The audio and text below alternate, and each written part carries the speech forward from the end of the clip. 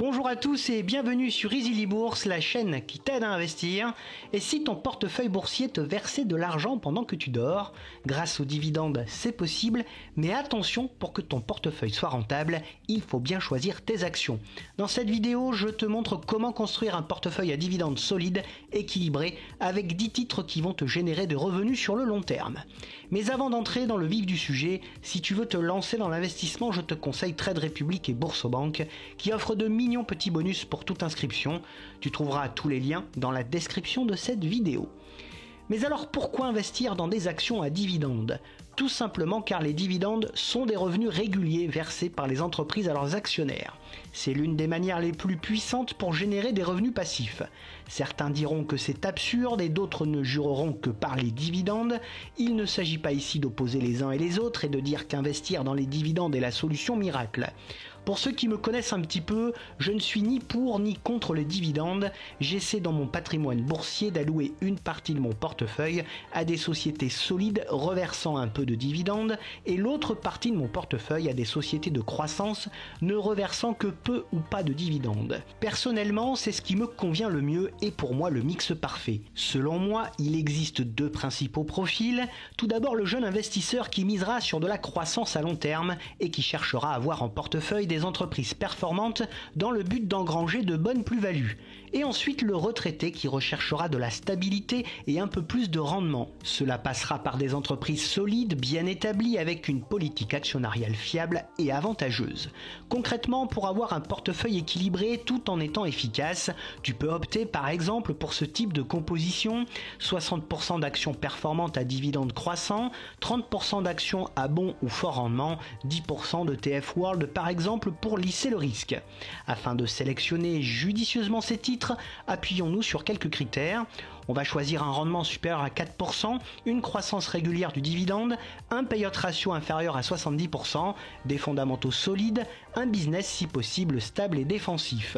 À partir de là, je te présente une liste non exhaustive de 10 titres afin de construire un portefeuille qui t'offrira un bon rendement. Pour commencer, Amundi dans le secteur de la finance qui offre un rendement de 6,33% et une croissance moyenne du dividende de 7% par an sur les 5 dernières années. Son payout ratio est de 60%, c'est le leader européen de la gestion d'actifs, mais il est soumis à la concurrence féroce du géant américain BlackRock. Je ne suis pas actionnaire de cette société. Un achat sous les 55 € serait opportun pour aller chercher les 70 puis les 85 €. Passons ensuite à AXA, toujours dans le secteur de la finance, qui offre un rendement de 5,44% et une croissance moyenne du dividende de 8% par an sur les 5 dernières années. Son payout ratio est de 61%, c'est l'un des leaders de l'assurance en Europe, il est sensible aux aléas climatiques, géopolitiques et de marché. Je suis actionnaire de cette société. Un achat sous les 35-36 € serait bien pour aller chercher les 45 €. Vient ensuite Engie dans le secteur des utilitaires qui offre un rendement de 7,93% et une croissance moyenne du dividende de 5% par an sur les 5 dernières années. Son payout ratio est de 65%, c'est l'un des principaux acteurs du marché de l'énergie en France et en Europe. Il est très sensible à la variation du prix des matières premières énergétiques. Je ne suis pas actionnaire de cette société. Un achat vers les 16 puis les 14,5 € serait sympa pour aller chercher les 20 €. Vient ensuite FDJ United dans le secteur de la consommation discrétionnaire qui offre un rendement de 6,78% et une croissance moyenne du dividende de 25% par an sur les 5 dernières années. Son payout ratio est de 64%, c'est un champion européen des jeux d'argent et de hasard qui subit actuellement les changements législatifs en matière de taxation. Je suis actionnaire de cette société, un achat sous les 28 € serait impeccable pour aller chercher les 37 puis les 40 €. Ensuite, GTT dans le secteur de l'énergie qui offre un rendement de 5,38% et une croissance moyenne du dividende de 15% par an sur les 5 dernières années. Son payout ratio est de 66%. C'est un leader mondial de l'équipement des méthaniers avec un joli monopole à la clé. Il reste sensible toutefois aux risques géopolitiques. Je suis actionnaire de cette belle société. Un achat sous les 120 € serait idéal pour aller chercher les 160 €. Passons ensuite à Orange dans le secteur de la communication qui offre un rendement de 5,95% et une croissance moyenne du dividende de 1% par an sur les 5 dernières années. Son payout ratio est de 69%, c'est un leader de la téléphonie et de l'internet en France et en Europe. Toutefois, il a de nombreux concurrents et une croissance relativement faible. Je ne suis pas actionnaire de cette société. Un achat sous les 10,5 € serait apprécié pour aller chercher les 16 €. Je vous propose également Total Energy dans le secteur de l'énergie qui offre un rendement de 6,6% et une croissance moyenne du dividende de 10% par an sur les 5 dernières années. Son payout ratio est de 50%. C'est l'un des plus grands groupes pétroliers au monde qui reste assez dépendant des fluctuations des prix du gaz et du pétrole. Je suis actionnaire de cette société, incontournable en portefeuille. Un achat vers les 45 à 46 € serait une aubaine pour aller chercher les 66 puis les 70 €. Voyons maintenant Sanofi dans le secteur de la santé qui offre un rendement de 4,31% et une croissance moyenne du dividende de 4% par an sur les 5 dernières années. Son payout ratio est de 49%. C'est le premier groupe pharmaceutique européen qui s'est récemment séparé de son pôle de santé grand public. Je ne suis plus actionnaire de cette société. Un achat vers les 86 € serait top pour aller chercher les 105 puis les 115 €. Voyons maintenant Vallourec dans le secteur des matériaux qui offre un rendement de 9,49%. Son dividende fait son grand retour après avoir été coupé pendant 10 ans. C'est le leader mondial de la fabrication de tubes sans soudure en acier. Ce groupe revient sur le devant de la scène après une longue traversée du désert et un endettement important aujourd'hui en partie épongé. Je ne suis pas actionnaire de cette société. Un achat sous les 13,50 € serait bien malin pour aller chercher les 18 puis les 20 €. Et pour finir, voyons Veolia dans le secteur des utilitaires qui offre un rendement de 4,51% et une croissance moyenne du dividende de 6% par an sur les 5 dernières années. Son payout ratio de 81% est très élevé. C'est le numéro 1 mondial des prestations de services liées à l'environnement. Attention toutefois à son important endettement. Je ne suis plus actionnaire de cette société.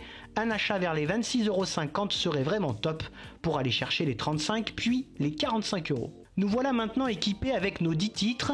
Pour la répartition, tu as le choix entre deux solutions. Soit tu fais une répartition ultra simple de 10% sur 10 titres. Tu alloues alors la même somme à chaque titre, soit 10% du montant total de ton portefeuille sur chaque titre. Dans ce cas-là, tu auras un rendement global de 6,27% par an, ce qui est plutôt pas mal. Autre solution, tu fais une répartition par secteur, donc une répartition sectorielle. Comme nous avons 7 secteurs représentés par ces 10 titres, tu alloues 14% du portefeuille sur 5 secteurs et 15% sur 2 secteurs. Dans ce cas-là, tu obtiens un rendement global légèrement supérieur de 6,38% par an. Alors j'entends déjà certains me dire que ce rendement global est ridicule et que l'on peut faire beaucoup mieux. C'est en effet le cas, mais cela nécessite de prendre un petit peu plus de risques. Donc honnêtement, prendre 6,3 à 6,4% par an de rendement sur son investissement à l'heure de la baisse des taux délivrés et de la baisse inflationniste, perso, je signe de suite. Je n'oublie jamais que ce sont les petits ruisseaux qui font les grandes rivières. Une fois ton portefeuille construit, n'oublie pas de réinvestir les dividendes pour accélérer la croissance et faire travailler les intérêts composés, de suivre les résultats trimestriels et les annonces de dividendes, de vendre les titres si le dividende est coupé ou si la thèse d'investissement a changé depuis ton investissement. De plus, utilise la puissance du PEA et ses avantages fiscaux qui te permettront de faire fructifier ton épargne au cours du temps. En effet, une fois le délai de possession de 5 ans respecté, les dividendes sont exonérés d'impôt sur le revenu, mais les prélèvements sociaux restent dus à hauteur de 17,2%. Tu peux donc ainsi choisir après ces 5 ans de récupérer tes dividendes pour profiter d'un complément de salaire ou d'un complément de retraite. Tu peux également faire le choix de les réinvestir à l'intérieur de ton PEA, ce qui te permettra de pouvoir faire gonfler ton PEA au-delà des 150 000 € qui est le plafond officiel de versement. Bien entendu, cette vidéo sur la constitution d'un bon portefeuille à dividendes ne reflète que mon propre ressenti et n'est sûrement pas un conseil d'investissement. Je n'encourage donc personne à investir dans ces titres sans avoir creusé un peu plus le sujet. Dis-moi en commentaire quelle est ta stratégie, croissance ou dividende ou mix des deux. Et si tu veux d'autres vidéos sur ce type d'investissement, abonne-toi et active la cloche pour ne rien manquer de mes prochaines vidéos. Et si tu veux suivre mes mouvements en temps réel, rejoins-moi sur Facebook, X, Instagram, Blue Sky et sur le site Moning. Tu peux également dès à présent retrouver sur la chaîne les analyses de bon nombre de sociétés. Je te retrouve très prochainement pour de nouvelles analyses et n'oublie pas en attendant qu'investir, c'est préparer ton avenir. À bientôt et bon trade à tous.